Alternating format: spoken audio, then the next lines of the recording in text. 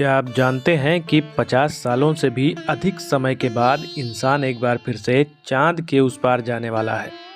जी हाँ, नासा का Artemis mission 2 इतिहास रचने जा रहा है। 4 अंतरिक्ष यात्री उस ओर जाने वाले हैं जहां कई दशकों से कोई इंसान नहीं गया। कल्पना कीजिए कि अंतरिक्ष से 25,000 मील प्रति घंटे की भयानक रफ्तार से धरती पर वापस लौटना और 5,000 डिग्री फ़ारेनहाइट यानी लगभग सूरज की सतह से आधी गर्मी का सामना करना। आज के इस वीडियो में हम बात करेंगे नासा के इस 10 दिन के बेहद खतरनाक और रोमांचक टेस्ट फ्लाइट की पूरी कहानी जानेंगे। लॉन्च पैड की उल्टी गिनती से लेकर प्रशांत महासागर में वापस लौटने तक का।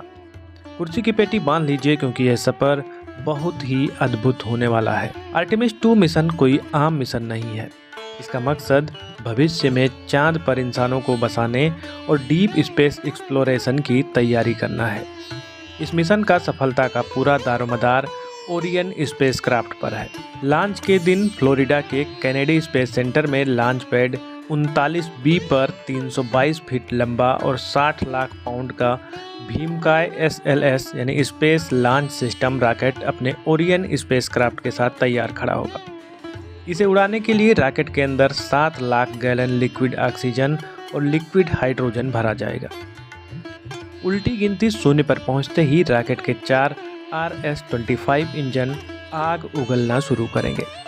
यह विशाल रॉकेट स्पेस में जाने के लिए 8.8 मिलियन पाउंड का थ्रस्ट पैदा करेगा, जिसमें से 75% ताकत इसके 2 17 मंजिला सॉलिड रॉकेट बूस्टर से मिलेगी। लॉन्च के लगभग 8 मिनट बाद SLS का मुख्य भाग अलग हो जाता है और ओरियन स्पेसक्राफ्ट अंतरिक्ष में आज़ाद उड़ने लगता है। इसके तुरंत बाद ओरियन अपने 4 सोलर पैनल खोलता है ताकि चांद के लंबे सफ़र के दौरान उसे पावर मिल सके और उसकी बैटरी चार्ज हो सके। धरती की ऊंची कक्षा में पहुंचने के बाद अंतरिक्ष यात्री लगभग 24 घंटे तक स्पेसक्राफ्ट के सभी सिस्टम्स की जांच करते हैं। इसी दौरान एक बहुत ही खास मैनुअल टेस्ट होता है जिसे प्रॉक्सिमिटी ऑपरेशंस डेमोन्स्ट्रेशन कहा जाता है।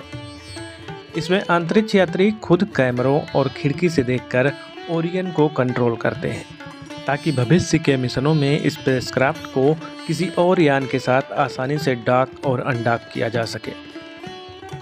सारे सिस्टम चेक होने के बाद करीब 23 घंटे बाद सर्विस मॉड्यूल इंजन एक ज़बरदस्त ट्रांसलूनर इजेक्शन बर्न कहलाता है। सारे सिस्टम चेक होने के बाद करीब 23 घंटे बाद सर्विस मॉड्यूल इंजन एक ज़बरदस्त ट्रांसलूनर इंजेक्शन बर्न करता है जो ओरियन को धरती की कक्षा से बाहर निकालकर चांद की तरफ ढकेलता है। यह 4 दिन का एक लंबा सफ़र होता है जिसमें अंतरिक्ष यात्री धरती से 2,30,000 मील से भी ज़्यादा दूर चले जाते हैं और फिर वो ऐतिहासिक पल आता है। ये 4 अंतरिक्ष यात्री चांद के पार 4,600 मील आगे निकल जाएंगे और 50 साल बाद चांद के अनदेखे हिस्से को अपनी आंखों से देखने वाले पहले इंसान बनेंगे। लेकिन यह हिस्सा सबसे डरावना भी है।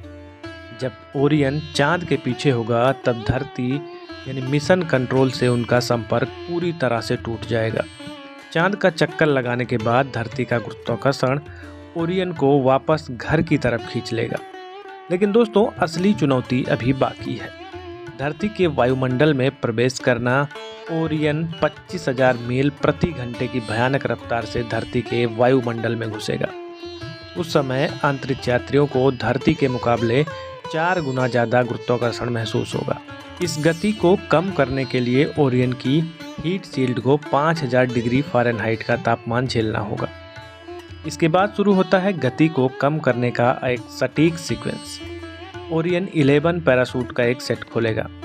पहले छोटे पैराशूट खुलेंगे और फिर 9,000 फीट की ऊंचाई पर 3 विशाल मुख्य पैराशूट खुलेंगे। इससे यान की गति 130 मील प्रति घंटे से घटकर 20 मील प्रति घंटे से भी कम हो जाएगी। आखिरकार 5,95,000 नॉटिकल मील का लंबा सफ़र तय करने के बाद ओरियन कैलिफोर्निया के तट से 50 नॉटिकल मील दूर प्रशांत महासागर में सुरक्षित गिर जाएगा। गिरने के तुरंत बाद अमेरिका की नेवी, एयरफोर्स और नासा की रिकवरी टीम फौरन हेलीकॉप्टर और जहाज़ों से वहां पहुंचेगी और 10 दिनों के बाद हमारे हीरोज अंतरिक्ष यात्रियों को सुरक्षित बाहर निकालकर धरती की ठोस जमीन पर वापस लाएगी। दोस्तों, आर्टेमिस 2 मिशन एक मिशन नहीं बल्कि इंसानियत के लिए चांद और भविष्य में मंगल पर जाने का पहला बड़ा कदम है। क्या आपको लगता है कि इस मिशन के बाद इंसान चांद पर अपनी अस्थायी कॉलोनी बना पाएगा? अपने विचार मुझे कमेंट्स में ज़रूर बताएं।